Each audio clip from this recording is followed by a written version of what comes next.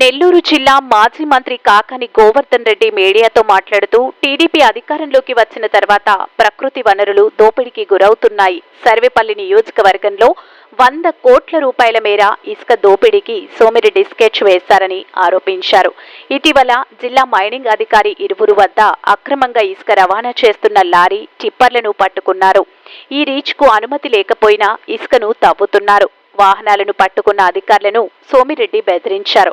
రీచ్లో ఇసుకను తీసుకెళ్లే దారులను తెగ్గొట్టారు. టీడీపీ నేతలు సూచించిన దారుల్లోనే వెళ్లాలని చెబుతున్నారు. ఇష్టానుసారంగా దోపిడీ చేస్తున్నారు. సర్వేపల్లిలో అనధికారిక బార్లను నిర్వహిస్తున్నారు. ఇసుక, నీటిని పారుదల, గ్రావెల్లో అక్రమాలతో పాటు అనధికారికంగా బెల్ట్ దుకాణాలు, బార్లను కొనసాగిస్తున్నారు. అధికారులకు చెప్పినా పట్టించుకోవడం లేదు. జిల్లాకు కలెక్టర్, ఎస్పీలు ఉన్నా లేనట్టుగా ఉంది. వైసీపీ అధికారంలోకి వచ్చిన తర్వాత అవినీతి అధికారులపై చర్యలు తీసుకుంటాం.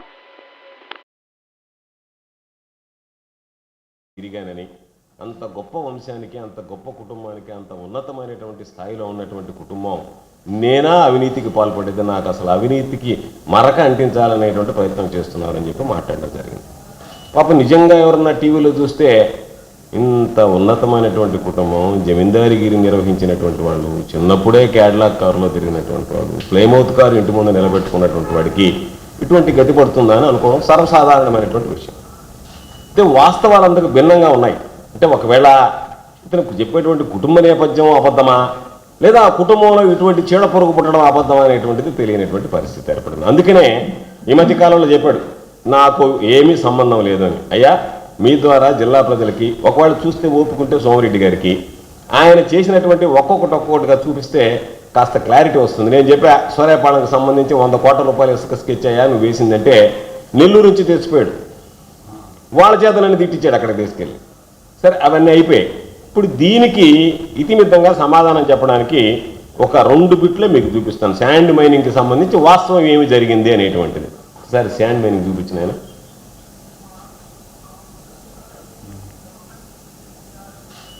ఇవన్నీ అక్రమ శాండ్ మైనింగ్కి సంబంధించినటువంటి ఫోటోలు.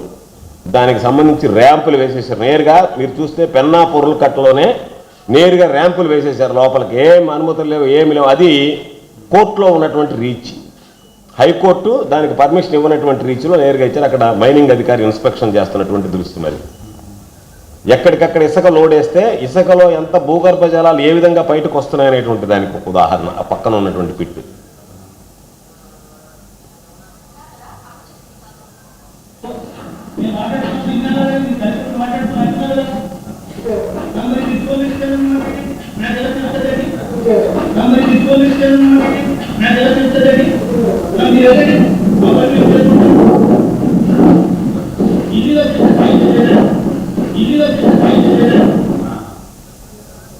అది ఆ బిట్టు తర్వాత చెప్తాను. నెక్స్ట్ ఆయన మాట్లాడినటువంటి వెర్షన్.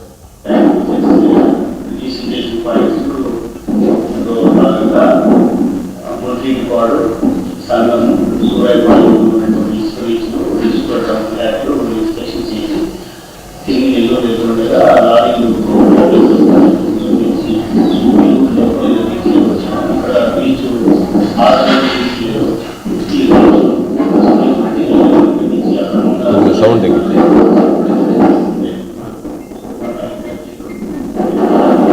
గాలి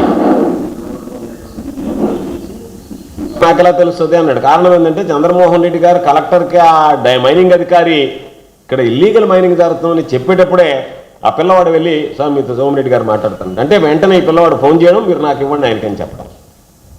వాళ్ళు తీసుకెళ్ళి ఇచ్చాడు. ఏమి నేనంటే లెక్కలేదా, నువ్వు వెట్టపోతావు అక్కడికి, అది ఇది అని. ఆయన ఏమో నాకేం తెలుసండి, సోమిరెడ్డి చంద్రమోహన్ రెడ్డి నా పాటికి నేను ఫోన్లో మాట్లాడుతున్నాను కలెక్టర్తోను, మీరు ఎక్కడ ఉండదో వెళ్ళిపోండి, ఇల్లీగల్ సహించేది లేదండి అని అన్నాడు. ఆ బిట్టు దొరికింది మనకి. ఇప్పుడు నీకు సంబంధం లేదు కదా, ఇల్లీగల్ శాండింగ్ జరుగుతుంది కదా, జరుగుతుండేటప్పుడు నువ్వు ఫోన్ చేసి అధికారిని బెదిరించాల్సినటువంటి అవసరం ఏమొచ్చింది? ఆ అధికారి నోటుకుండానే అంటున్నాడు, సోమిరెడ్డి చంద్రమోహన్ రెడ్డి గారు నాకేం తెలుసండి మీరు వెళ్ళండి అంటున్నాడు అతను.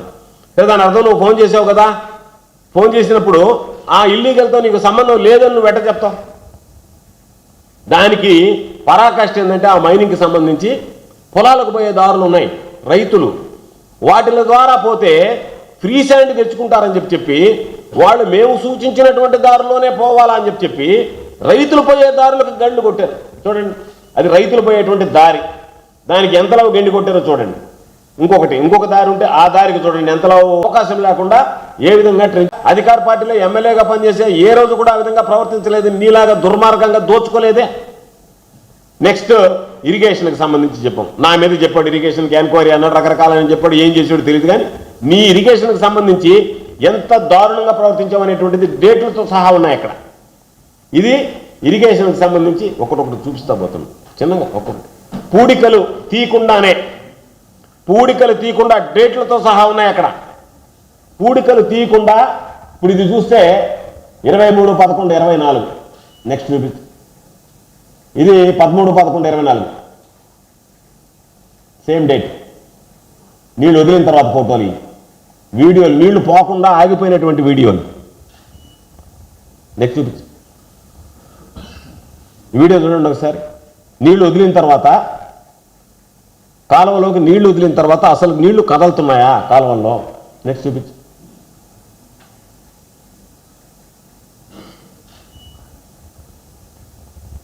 ఎంత మధ్యలో ఏ విధంగా ఉన్నాయో కాలువలు ఒకసారి చూడండి. నెక్స్ట్ చూపించు.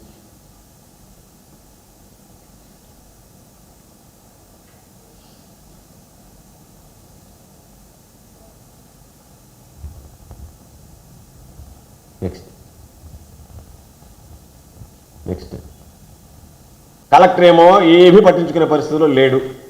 పోలీసులు చూస్తే ఓవర్ యాక్షన్ ఉంది. కలెక్టర్ దగ్గరికి పోయి 2 సార్లు గ్రీవెన్స్కి పోయాం. గ్రీవెన్స్కి పోయి సాక్షాత్తు జిల్లా కలెక్టర్ గారికి ఇచ్చాం గ్రీవెన్స్. అయ్యా, మా సమస్యలు ఈ విధంగా ఉన్నాయి, దీనికి ఏ సమస్య చెప్తే దీని పరిష్కారం ఎట్టా అని అడిగాం. కలెక్టర్ గారు ఉన్న ఫోటో. 2వ సారి పోయాం, ఆయన కలెక్టర్ గారు లేరు, డిఆర్ఓ ఉంటే ఆయన దగ్గర మొరపెట్టుకొని వచ్చినాం, అయ్యా ఈ విధంగా ఉంది పరిస్థితి అని చెప్పి. ఆ ఇచ్చిన తర్వాత ఒకడు వెళ్ళి పాపం ఇల్లీగల్గా వాడి దారిలో పోతున్నటువంటి బండి ఆపితే, వాడు ఆపిన దానికి ఇల్లీగల్ ట్రాన్స్పోర్ట్ ఆపాడని వాడు చెయ్యి ఏ విధంగా ఎరగొట్టారో చూడండి. పోలీసు వాళ్ళు పిలిచి నువ్వు ఎవడు ఆపడానికి అని చెప్పి చెయ్యి ఎరగొట్టినటువంటి దృశ్యం అది. నువ్వు ఎవడు ఆపడానికి, నీకేం అధికారం ఉంటే పోయి ఇల్లీగల్ అని చెప్పి ఆపావు, మాకు చెప్పాలని చెప్పి సార్ ఇల్లీగల్గా జరుగుతుంది రాండి మీరంటే నువ్వెవడు వెళ్ళడానికి అని చెప్పి వాడిని తీసి కొడితే వాడు చెయ్యడం పెడితే వాడు చెయ్యి విరిగినటువంటి దృశ్యం అది. అంటే గ్రీవెన్స్కు పోయినా, ఫిర్యాదు చేసినా కలెక్టర్ గ్రీవెన్స్ చేస్తే పట్టించుకోడు.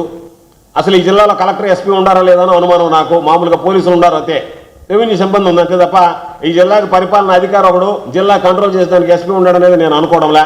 ఎస్పీ పని లేదన్నా ఉంటే సీఎం గారి పర్యటనతో సీఎం గారు అయిపోయిందంటే, సీఎం గారు పర్యటన అయిపోయిందంటే ఎస్పీ గారు ఊపిరి పీల్చుకున్నారని పేపర్లో వచ్చింది ఈరోజు.